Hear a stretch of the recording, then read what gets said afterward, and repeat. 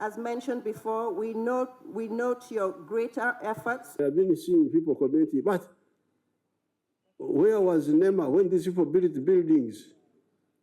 Why did they not stop them? But why should NEMA be the one to stop these people? Don't you have eyes to see a swamp? You yourself.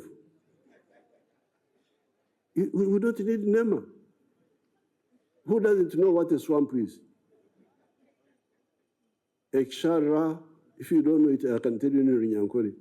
Tuwali na maso. Obatolina vunanyizibwa. Wajotya mu lutobazi. How did you come in the wetland? And yet you knew it was, because there are signs everywhere of what a wetland is. So I think my appeal to the people in the wetlands, please, I don't want the Basirikare to be Bakambwe. They should give time, say, please go, and the people go by themselves. And I've seen that some people are willing to go from Nabweru. I saw it on the TV, that some of the people on their own, because this is a matter of life and death for this part of the world. Rain, water for irrigation, the wetland resources, and okujejana to filter, our natural filter.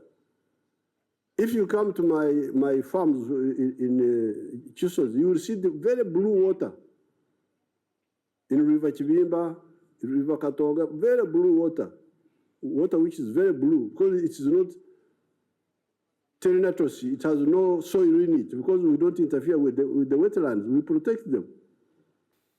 The NEMA should work through the local governments. Just tell the Muruka chief, if you find anybody in the swamp, we shall go for you. For the Muruka chief and the Gombora chief. Because they are the ones who live there. Why don't they stop these people? Only people I had offered to help were some few people in Busoga, a few also in Ukedi, and in Chigezi, because those ones, but few, not many, because those ones had been misled by the colonial government to go in the swamps. And even the independence government of independence misled our people to go into the Chibimba swamp. I had somebody called, is an MP, called Ssenyonyi. Ssenyonyi.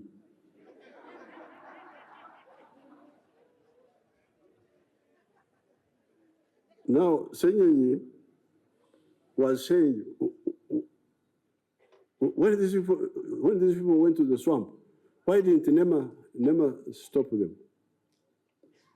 But that's a wrong question. Okay, that can be asked.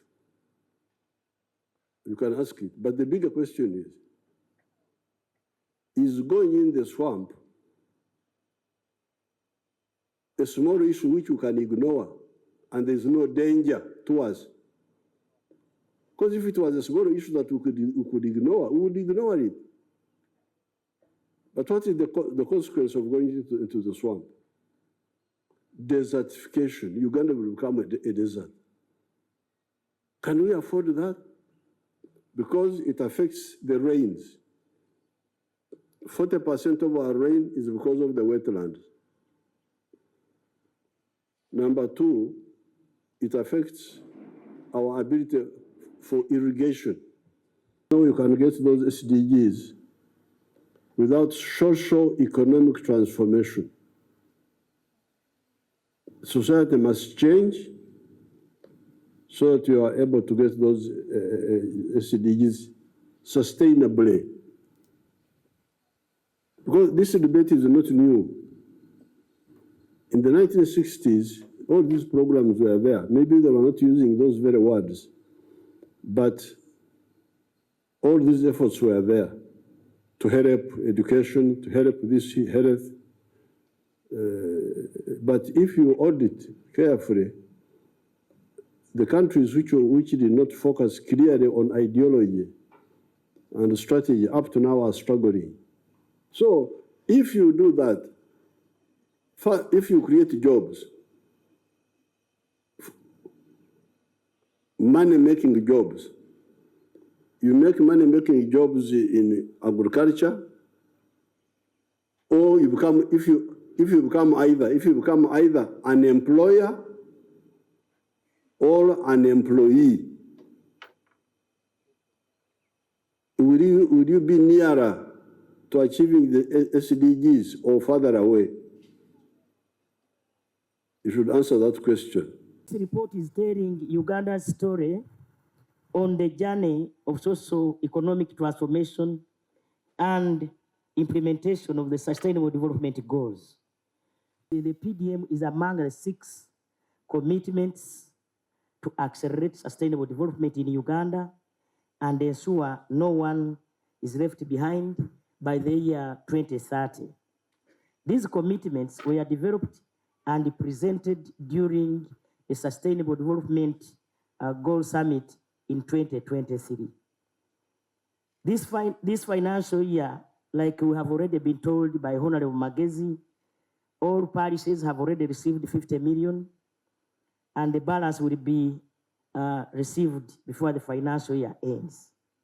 Your Excellency, PDM is already producing positive stories of the 39% population targeted to receive it. They are big stories. Receiving refugees. We know that this is the word. Consolidated that report was.